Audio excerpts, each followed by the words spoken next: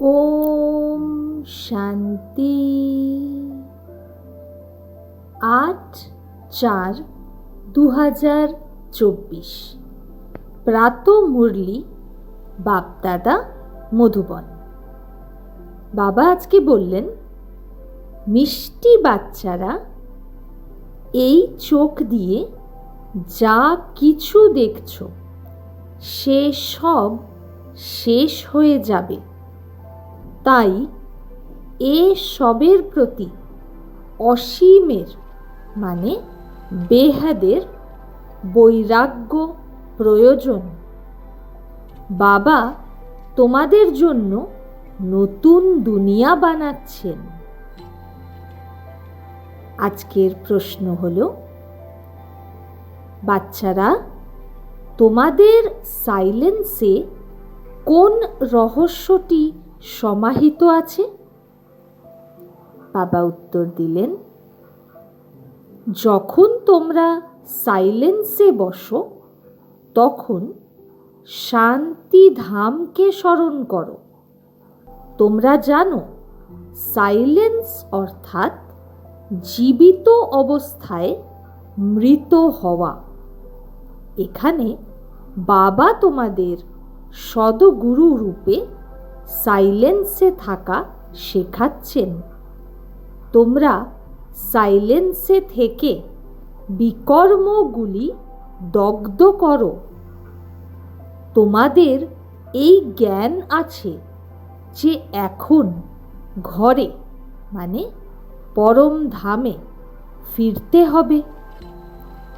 অন্য সৎসঙ্গে শান্তিতে বসে, কিন্তু তাদের শান্তিধামের জ্ঞান নেই।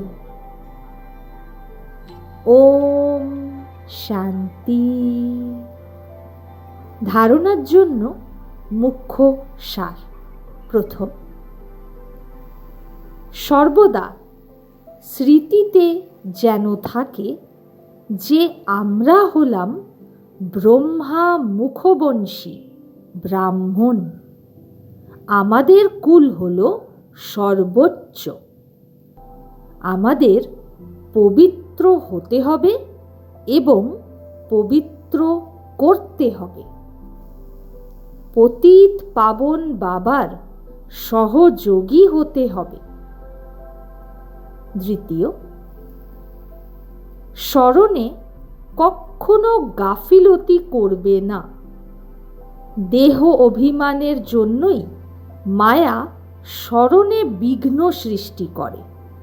তাই সর্বপ্রথমে দেহ অভিমান ত্যাগ করতে হবে। যোগ অগ্নি দ্বারা পাপ বিনষ্ট করতে হবে।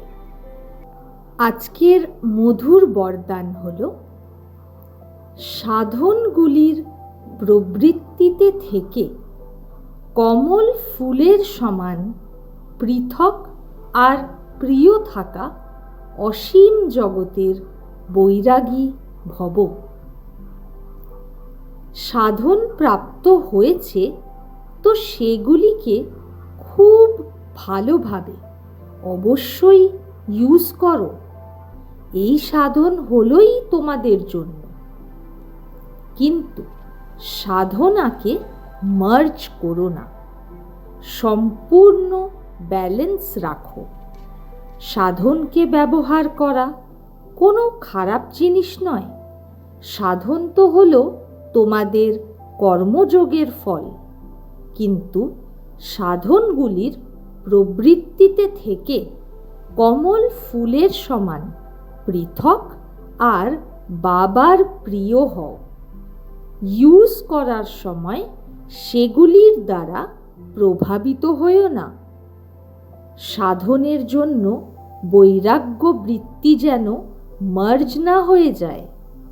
প্রথমে নিজের মধ্যে একে ইমার্জ করো, তারপর সমগ্র বিশ্বে বায়ুমণ্ডল ছড়িয়ে দাও।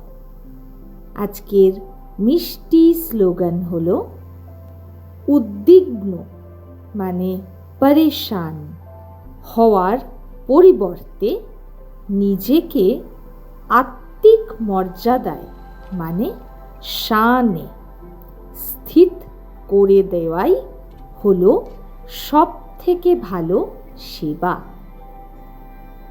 शुक्रिया मीठे शिव बाबा। ओम शांति।